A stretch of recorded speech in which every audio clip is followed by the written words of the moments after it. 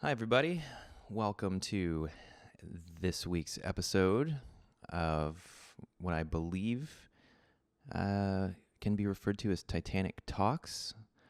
Had a lot of really good suggestions, and I thought that one was rolled off the tongue nicely. Hope you're doing marvelous. I am feeling pretty good. It's a new week, and we are deep into March at this point. And Friday was the first episode for our channel memberships. I'd like to thank them all. We have an additional hour every week now. If you'd like to become a channel member, it's very easy, and it's about the price of a cup of coffee for a whole extra hour every week. Just go to youtube.com/Titanic Sinclair. On my homepage of the channel, and right next to the subscribe button, you can become a member. And we've got some pretty good conversations going on in the community chat. So it's pretty fun, pretty exciting. This is the first time. I wonder if my energy level is going to be different on this, because this is the first time I've done one of these during the day. It is currently Monday, and I will be releasing this Monday. And over the past week, I've actually been talking to a lot of friends who play in bands or are touring musicians, and we're really starting to reminisce and miss playing shows. I know I am. It's a good time just being out there with all the people, and specifically, I've been missing London this past week. A lot of my favorite people and restaurants are there. And now that things seem to be opening up a little bit, I'm kind of wondering how much longer it'll be until travel is safe. Somewhat similar to how things were pre-pandemic. But it does seem like things are looking up, and that gets me very, very excited. There's something about Europe for sure, but also London in particular. It's very cozy there. And though there seems to be a bit of a media spectacle going on right now with the big Oprah interview, and hopefully that can be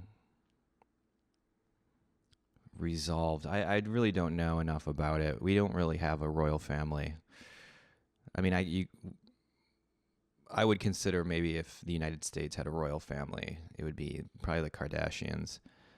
And there's some similarities between how the media, not only how the media treats the royal families of the world, but also how those families feed into it. I guess I'm the type of person, when there's controversy, I tend to not feel the need to air out details in front of the world. Some people feel that way. And I don't know what the point is outside of kind of gaining, I guess, sympathy points.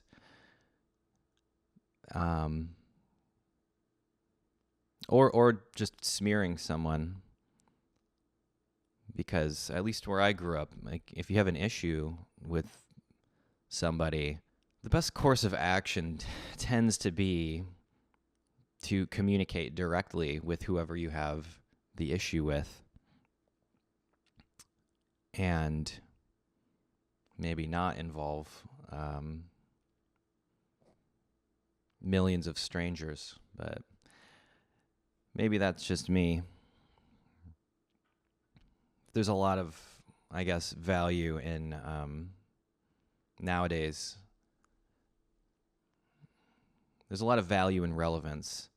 And it seems to be a lot of the kind of celebrity types whenever nothing's really going on, they need some sort of way to draw attention to themselves. It just always seemed a little. I get it. I mean, it's a strategy that works, and it's a tale as old as time, maybe.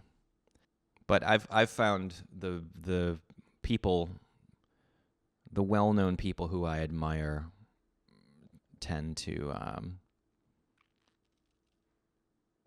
if they're an entertainer and their understanding of their role as an entertainer, the responsibility comes with that is to be entertaining. Playing the devil's advocate with myself, you could say that controversy and drama is entertaining. I don't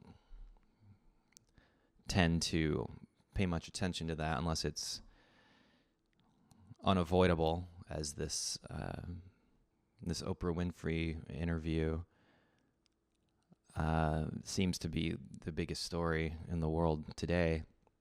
Just seems like there's a lot of things going on in the world that probably have a little more importance and could probably use some more light being shed on them. Just my 2 cents on that, though.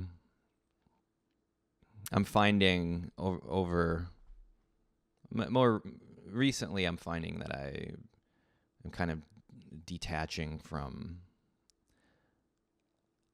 the news cycle. Seems like a lot of people have, as we all kind of have a longing, I think, for human interaction. And before the global disruption, there was a certain sense that I felt, at least, of numbness. I wonder how much of that is me, or if that's something that a lot of people experience or share. Not quite sure. But I do know that it's been a lot of time at home, and I'm excited now that there seems to be a light at the end of the tunnel as far as being able to travel again. Because really, that's kind of that's a big revelation I had once I started traveling a lot. I found a lot of my ideas, a lot of my patterns, and because we fall into these patterns easily. I think it's like the human coping mechanism to establish life patterns that help life make sense, or at least have a sense of comfort and familiarity, and that's comfortable. But once I started to travel more, when we could travel, let's say you're going to go visit a new place for the first time, a city or wherever it is, and before you go, do you get the image in your head of what you think it's going to be like? And then you get there, and not only is it different, most of the time it's better than you had imagined. Sometimes it's not quite so great, but the preconceived notion that we have, I find 9 times out of 10 is wrong. Doing so much travel over the years, and at a very quick rate, a lot of the times it was just a new city every night, and especially over in Europe or in Asia, new city I didn't think I would ever have the opportunity to visit, and you being able to immerse yourself in it and take it all in. You really kind of appreciate the nuances of each place. And over time, collectively, with all the stamps in the passport and all the different cities around the world, it's really done a lot to help me become overall just more open-minded. Because pretty much everywhere you go, and again, I there's a lot more places that I'm looking forward to visiting that I haven't been yet. But what I've found around the world, even if there's a language barrier, people for the most part just want to have good food and good conversation and good drinks and have a good time. And I think a lot of the fear that people have of other places, it's understandable if you just pay attention to what's in the news or and I still fight those impulses of fear and misunderstanding when you see this place or that place and then the news is trying to tell us how evil it is or how bad it is or dangerous. And obviously you want to be a smart and safe traveler, but one time I was having a conversation with a friend once, and we were just talking about all of the places that we've been and what were our favorites, what was kind of a letdown. And the conversation brought itself to what city or what country that you visited was the scariest or the most dangerous. And I thought long and hard about it. And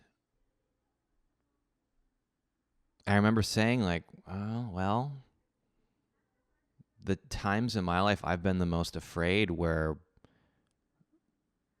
I grew up actually. or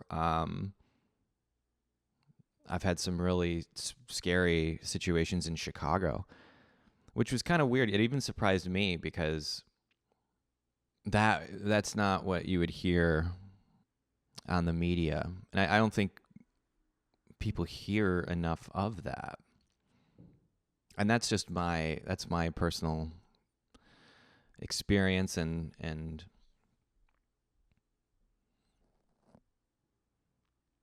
but being threatened as a person, even in these places where every once in a while there'd be a city and we'd be just about to land on the airplane or driving into it and having this kind of thought of like, oh, I heard this place can actually be dangerous and maybe there's a high level of crime reported or some sort of places that are allegedly unsound politically. But then the next thing you know, you're out at a restaurant and walking the streets and everyone's pretty cool and incredibly nice for the most part. That's the other thing that I've been missing about not being able to travel is that gentle reminder that for the most part around the world, people are kind. And I really have to remind myself of that lately because you look at the phone and it seems as though some people out there are trying to convince us that everyone's evil because of how you look or what you believe. And when I was younger, I certainly tended to believe that more. And my hope in talking about this is if you're young and haven't had the opportunity yet in your life to go see the world,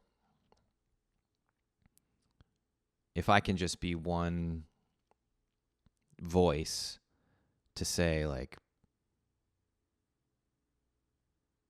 people are, for the most part, good. And I've had nothing but overwhelmingly positive experiences and have blossomed very unexpected, lifelong friendships with people who come from quite literally the opposite side of the world. And that's one of the most fruitful things that I've learned. And because of my own fear, which I would say is probably because of TV and sensationalism on the internet, if I would have let that fear prevent me from taking a chance and just going and doing it, a big chunk of what makes me happy never would have been discovered. This week I've been paying pretty close attention to songwriting. And I had one of those things. I woke up the other day, and sometimes just in the morning, there's just a song stuck in your head. And most of the time, if I just listen to the song, then I'll be able to reset my brain and then listen to something else. But there's a definite satisfaction of having a song stuck in your head, and then you listen to it, and it's like, oh, okay, it's relieving. And in this instance, it was Money for Nothing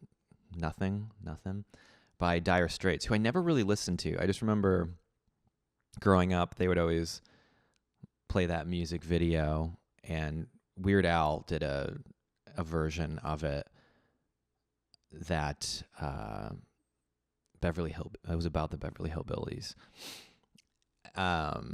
And one of my first albums ever was Weird Al's Off the Deep End. It was the one where he parodied the Nirvana Nevermind cover. And I had Nevermind. That was another one of the first albums I had. And I remember thinking it was just so funny to have The Baby on one album and then Weird Al. And that was actually my first concert too, was Weird Al. And I ran into him when I was rehearsing. This must have been the year I moved to LA. And I was rehearsing at Bedrock in Silver Lake. And I went out they had a vending machine that had like Coca-Cola, Sprite, and all the beverages. And there was one button that didn't have a label on it. It was just a clear button. And that was the beer button, which I don't believe they were supposed to do. I'm not sure, but I just assumed as much. And I went out to get a beer, and there was Weird Al. And it was just him and like one other person. And usually, that was kind of a thing about living in LA, is you always see someone that is well known. And there's almost like an unwritten law that you just don't bother them, especially if it's at a dining establishment. I never have done that. It's kind of weird. You're sitting, and though it's obviously like you want to be grateful and thankful for the fans because they're the reason that you have a career in the first place. But there's also kind of the weird thing of you're like, there's a vulnerability of just being like stuck at your table and, someone's standing next to you. And if you have any sort of like anxiety or social anxiety, that can be kind of tricky and difficult. But in this case, it was almost, there was like a camaraderie because we're at a rehearsal place, and usually the guard is completely down in those situations.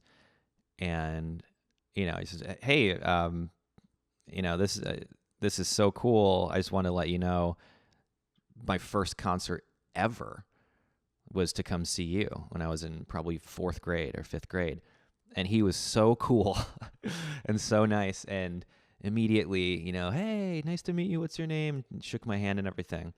And he asked, where was it? And I told him, I was like, well, I think it was maybe in Mount Pleasant, Michigan. I know it wasn't like a major city, and I know it wasn't in Saginaw because the only place in Saginaw would be the Civic Center, at least growing up, where they would really have concerts. But I told him I just remember it.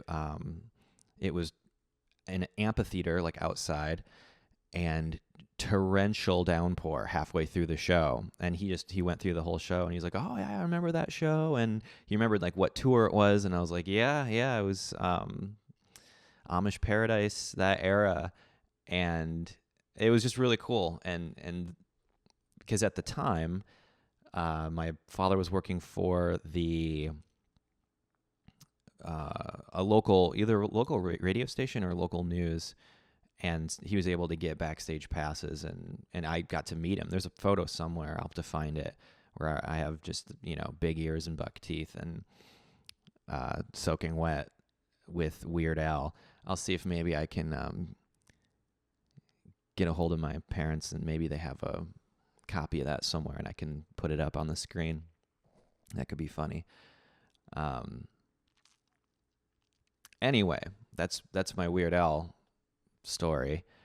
I would always, growing up, I would kind of get the versions of any song that he parodied kind of confused, because this is going back probably to 1991, 92. When did Nevermind come out? 92, so maybe 93, around that time. So I was 5 or 6 years old. And I just remember loving the music videos, how not only he parodied to a T, and huge props to him and his producers for really nailing the sonic element, as well as the music videos, just really getting them to look and sound nearly identical most of the time. And so as I got older and learned how to play guitar, there's always those riffs that you kind of have to learn. Or most people can, it's like everyone knows how to play Stairway to Heaven and Wonderwall, Sweet Home Alabama. Like there's all those. But one of the ones that I had always kind of heard because of the nuance is Money for Nothing. And it's all kind of like your right hand. It's all like really cool finger picking, and it's got a nice groove to it, and it's one of the songs that I think a lot of people can kind of play, but no one really nails it. Because the guitar part is so iconic, I never really had paid attention to everything else in the song. And for whatever reason, I woke up the other day and it was stuck in my head, and so I listened to it, and then that led me down a rabbit hole of learning or watching the tutorials on like how to play the main riff, and then the story of how the lyrics, which are quite controversial, especially these days, but how the lyrics were taken almost word for word by employees at an electronics store or a department store. And I thought that was a really fascinating way to write a song. I've never really done that, by kind of overhearing a conversation and turning that into words. Because the more songwriters that I've worked with and collaborated with, or even talked to over the years, everyone seems to have a different process. And at this point, I've kind of boiled it down to, there's really like two schools of thoughts when it comes to lyrics. One of them being just do a free write, or if you have a poem or lyrics that you've already written down, to get those to fit into a melody. And that was never really my process. I come from the other school of thought, usually, I would say 99% of the time, where if I have a chord progression or a sequence programmed, the melody drives the lyrics. So I'm kind of on the other side maybe of the coin, where I think, well, what does the music say? Because to try to put concrete words down where the words exist first, I think it makes less sense, and it is just more difficult. It's almost like shoving a puzzle piece in that maybe it kind of fits, but you can see it's not the perfect piece. That was always kind of the way I thought about that, versus having the chords, having the melody, your groove into it, it feels right. And then even if I have some words, a title or something that I'm like, this song feels like this, then it's up to me to get them to fit in the empty spaces, or the spaces that the melody allows, and be more creative. Think of maybe different words. Maybe if you have a 5-syllable word, it's like, well, is there a similar word that actually might elevate the idea and communicate it more simply? And I would say probably 99% of the songs, that's how I've done it. And it's interesting to see how other people do as well. And that's how I've always done it. And then I was probably maybe a senior in high school, and I discovered the Beatles anthologies, and you can hear a lot of the demos from the Beatles, like their home recording setups, and a lot of it is just gibberish. And I remember thinking it was so cool, like, oh wow, that's how John Lennon did it too, where usually the rough, or the scratch vocal, as it's usually called, that's just getting a feel for how it should kind of rhythmically and melodically exist. And then over the week, I saw an interview with Post Malone, actually, and he explained kind of the same thing. And he was saying how like some of his like early demos got leaked, which that's just something nowadays you have to deal with as someone who makes music, because all it takes is one intern or someone who feels like they've been wronged in some way by the label that they work with, or management company, or whatever it is, and they have access to all that stuff. And another big thing that they do is they'll create an email account, because I don't want to say exactly how they do it, because people who don't check email accounts tend to be more susceptible to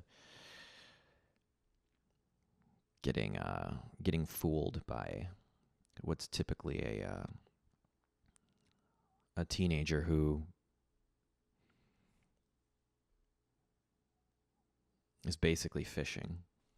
But at this point in my songwriting career, I'm really kind of I always get impressed when I can find new little tricks. And in Money for Nothing, I realized something that I've heard 1,000 times, but I never pinpointed it. And it's something that I also noticed. It's a little bit different how Max Martin does it, but Max Martin, one of the greatest songwriters of all time and greatest producers of all time, he implements, and the example in Money for Nothing that I really enjoyed was in the, I guess you would call it the chorus. Because if you have 1, 2, 3, 4, beat, we gotta move, beat, we gotta move these refrigerators. Such a cool delivery on that too. But beat, we gotta move these, and then on the third time, I think it is, I believe it's on the 1, 2, 3, 4. We got to move these refrigerators. It's just that tiny little difference between skipping that extra beat and starting on the 1. That's really awesome. That's something I want to implement more, just to it kind of mixes up the choruses, because there's a philosophy out there that I've heard a lot of songwriters talk about, which is to fly the choruses, or basically copy and paste the choruses, so it's always just like the same, and really drive in that whole repetitiveness of a chorus, and which I haven't really been doing too much lately. And if anything, I just like to add more and more harmonies, so you feel the song evolve. But the way Max Martin does it, I guess an example would be like Baby One More Time. Beat, 2, 3, 4. Beat, my loneliness snare is in. But in the last, I guess it's in the bridge into the last chorus. 1, 2, my loneliness. It just kind of shifts where it's being said. Pretty great stuff. And it's just subtle. And even though I've heard these songs just thousands of times, and I know how they go, and I know what's happening, I haven't really analyzed. I haven't analyzed it to that extent, and realized why it keeps the song interesting. And I go back and forth with my songs because I hope that they're memorable. And especially with my first 2 albums and all those songs in between, I don't think I felt confident and strong as a songwriter probably until I released or wrote the song Losing My Mind. And at that point, I was deep into songwriting sessions almost every day, usually with a different songwriter, different producer. And that was one of the main things I actually enjoyed about working with a major label, is they were able to get you into all these rooms pretty easily. And that's kind of what they do with a lot of new signings, especially like young artists. If they're not like a band or a singer-songwriter who's doing all their own songs, they just kind of put you through the circuit, I guess you would say, and you just work with people until something clicks, and that can help a new signing help to discover their voice. because nowadays usually a lot of people are discovered or signed off of like one video. And I read some crazy stat that, I mean, something like 150 TikTok artists just over the past year were signed to major label deals. And that's pretty wild. I mean, that's where everyone's looking, clearly. I mean, and I know from experience that that's kind of the way to do it, especially now. You kind of need like the triangle, you know. You have to have the, I wouldn't say musical, I would say performance ability, but you also have to have like a brand, like a personal and visual identity. And then the third side of that would be the motivation. And usually it's not that perfect combination. Very rarely does that happen. And it's tricky, especially at this point in my career now, like as a producer or someone who, I mean, I put my 10,000 hours in, I guess you would say, of developing. It's just, even just at the relatively small level of things that I've personally worked on, there's just an incredible amount of time and effort and energy and passion that goes into, I mean, it's every day. And one of the more successful producers that I've ever worked with told me once, you know, this is someone who's got floor to ceiling giant wall covered with gold and platinum plaques. And I remember once he told me that the artists that I've produced would have made it with or without me producing them. I just put my spin on it, and luckily that worked. And I thought that was so fascinating, and he was 100% right, because the ones who really want it, they're going to get it. It didn't take me until like pretty recently to realize like they'll do anything to climb the ladder. That's where it gets very tricky. 'Cause for me, at least, it's like you still got to sleep at night. And something else I've learned is that karma is absolutely real. Who knows how much of that is just pure mysticism and how much is the universe correcting itself. I don't know, but I've seen it happen over and over and over. And usually it was in my periphery. And I had a conversation with another friend who's a wildly successful songwriter. And she said she had a pretty cool, she had a very intriguing rationale for why that happens. She referred to it as first fame. And I get it, though. It's an extremely confusing situation to be in, where you go from,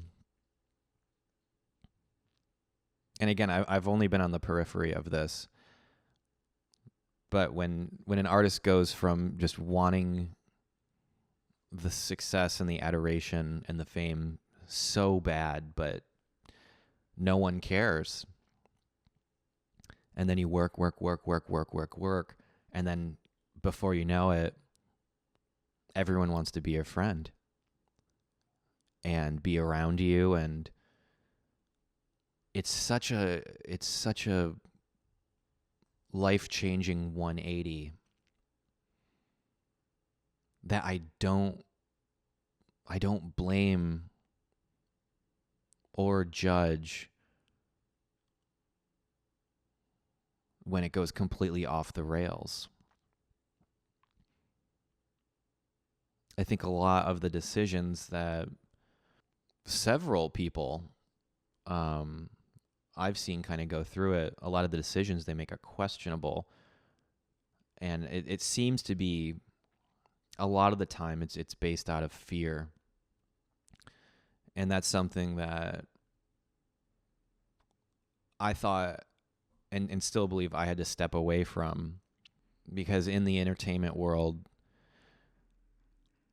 at least in the decade I've been involved, fear has become the driving force, almost to the point of hilarity, really.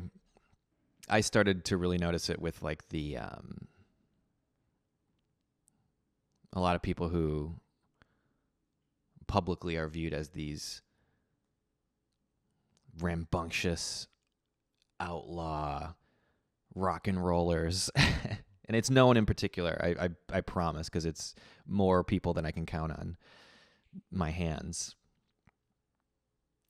And it's just this outwardly rebellious image. and in reality, they're terrified of being canceled, or that's the main thing now. And the fact of the matter is, that's a part of it now. A lot of artists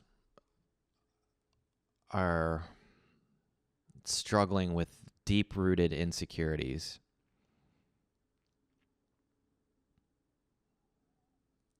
Actors, actresses, musicians, comedians. I mean, there's a reason for wanting to be the person on stage with the spotlight on you.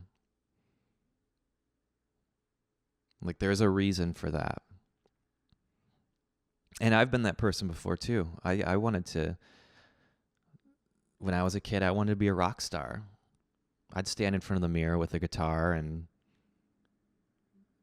see what the coolest way to wear it and all that. And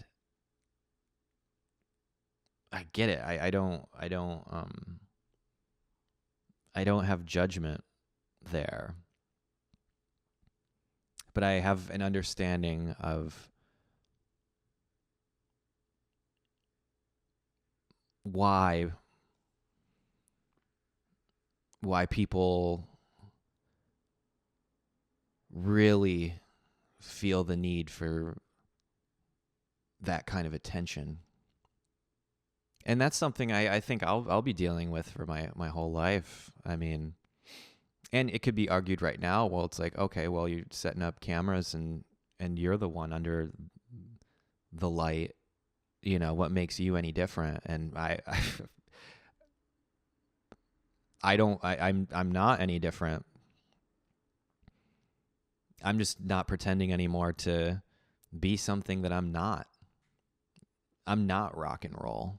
I love rock and roll, but I'm not rock and roll. I like to make rock and roll songs. I like to make country songs. I'm not country. I'm just me. I know what I like. Part of, like, I think coming out of that cocoon or chrysalis of my own insecurity and the depths I went to create this identity of an interesting person. When I got down to the bottom of it and really started to explore it and the why was I wanting people to think of me in that way? I just finally got to the point where I was like, that character has never said anything interesting. And one of my mentors, may he rest in peace, he would always tell me, and I didn't get it, because at the time I was probably like 18, he's like 80. Very, very intelligent man. And he would always tell me these wild stories. And he would just say, well, the truth is stranger than fiction.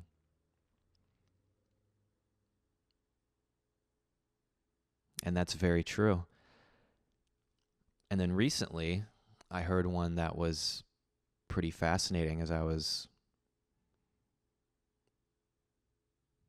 trying to understand things in my life that were wildly misinterpreted. And, you know, the journalists who write these things about people, like they don't care if it's real. They just want you to click the button so they can get the ad. Or the term journalism is very misused these days, but no one cares. No one truly cares about, and that comes back to the royal family. No one really cares.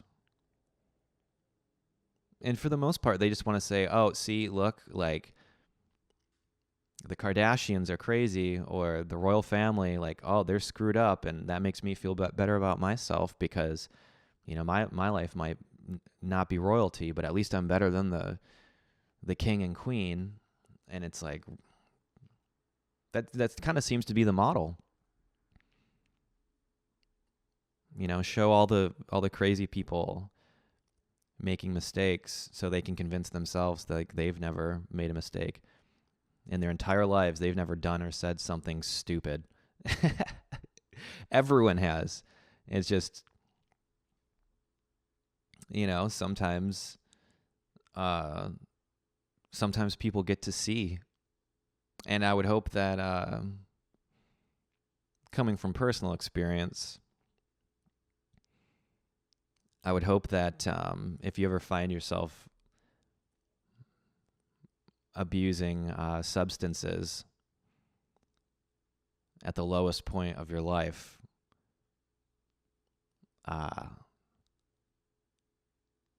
someone doesn't record that and put it on the internet.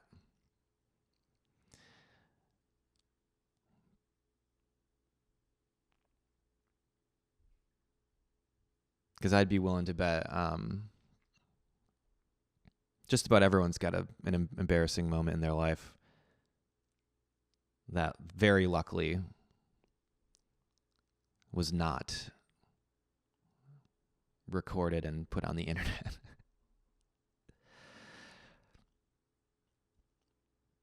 It really makes me feel for Britney Spears.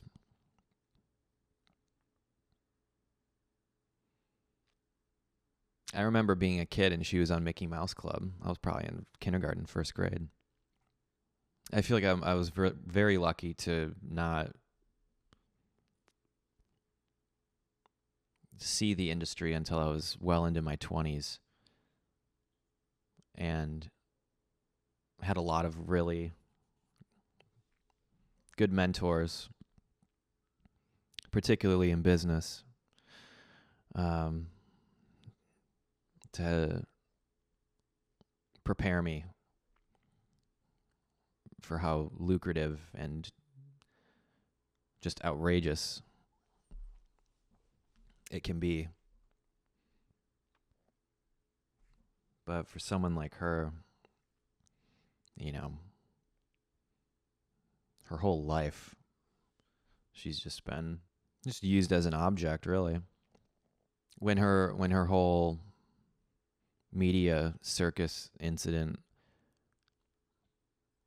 happened, it's funny now to see the people who were laughing at her publicly online, and now those same people are talking about how terrible it is that people laughed at her. And I understand, you know, we're living in different times now. My hope is that's kind of changing, but I don't know if it is. And having gone through my own version of that, it makes me think of the quote, the truth doesn't matter if the lie is more entertaining. And I'm surprised at this point I don't have that, like a giant neon sign to remind myself. But, it's all a part of growing up, and it's a part of life. And I think for some people, those troubling moments are maybe a little more extreme, but everyone has their own version of that, and I understand that any sort of emotional pain is relative. So I'm hoping in the future, as this new generation uh, is coming into adulthood, hopefully they won't have to deal with a lot of the stuff that the previous generations have had to deal with. I think a lot about how it's kind of weird actually to say it like this because it sounds grandiose, but I believe it's true. People who are about my age are the last people to remember a world without the internet and clearly remember a world without social media. People who are legally allowed to buy alcohol in the United States now were born in the year 2000. I mean, that just, I can't even wrap my head around that. And it makes me wonder, because you always hear the kind of corny, like, I was born in the wrong generation. I don't think so. I'm happy to have been born when I was.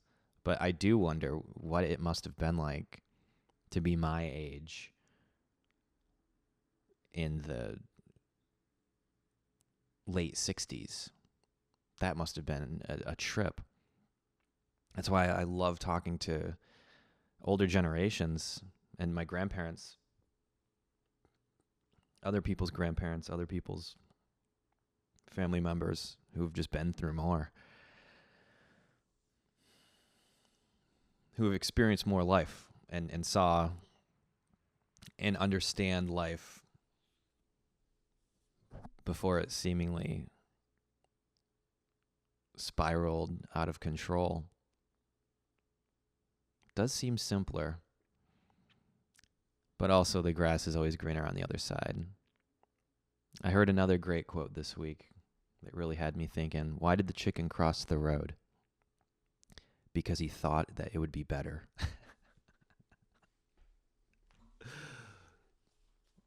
Pretty good. A lot to think about there. So I suppose we'll end it on that note. This week's recommendation list. I finished 1984 as far as books go. Incredible.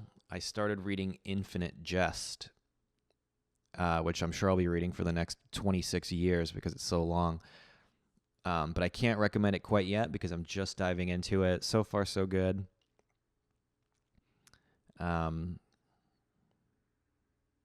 But finishing 1984 reminded me of, I enjoyed it so much. I kind of was thinking like, though I had read it before, just rereading it really reinforced how much I enjoy it. And if you're looking for something to read, I think maybe my favorite book of all time, if not all time top 5, would be Cat's Cradle by Kurt Vonnegut. If you haven't read Vonnegut, maybe start with Slaughterhouse-Five, but buckle up if you're unfamiliar with his work. And I think if you're familiar with my work, you might see the influence that Vonnegut has had on how I like to tell stories. Music, though most of this episode I was talking about Dire Straits, they've got some great music, pretty groovy stuff. But for a full album, I found myself enjoying Steely Dan, actually. Yeah, Steely Dan, the album Asia, AJA. I believe it's meant to be pronounced Asia. Um, Definite dad vibe, dad rock vibe. But it's recorded really well, and really immaculate recording, and it's a fun one to just kind of have on in the background. And movie. For a movie recommendation this week, I will recommend one that I watched that a good friend of mine recommended to me, and he's also in as an audience member. In and of Itself. It's on Hulu. I would recommend go into it completely blind. Don't read what it's about. And if you can, it was recommended to me to do this. Try to not look at your phone for the hour or hour and a half that it is, because it's an experience. The intention is to see it live, which I would imagine would be mind-blowing. I didn't have that opportunity, so I watched the recorded version, which they did a very good job. Sometimes that's hard to do, to take a stage performance and make it feel correct, or the way it was intended, at least. So hopefully you check those out, and I hope you enjoy them as much as I did.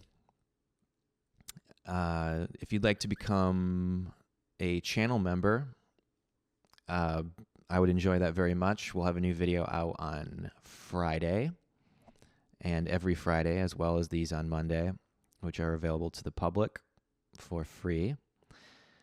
And if you have not already, it's very helpful to subscribe to this channel.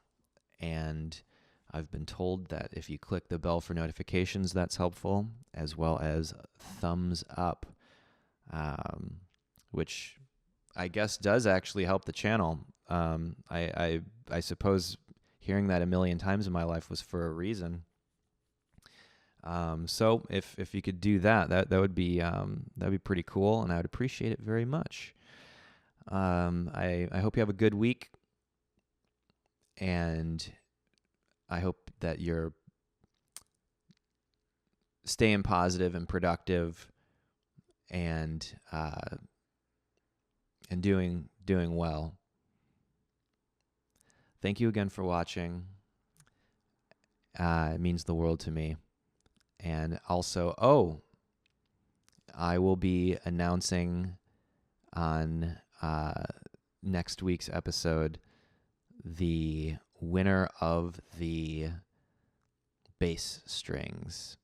So tune in for that. Okay. Be well. Peace, love, happiness, and delicious food, which is what I'm going to do now. Take care, everyone.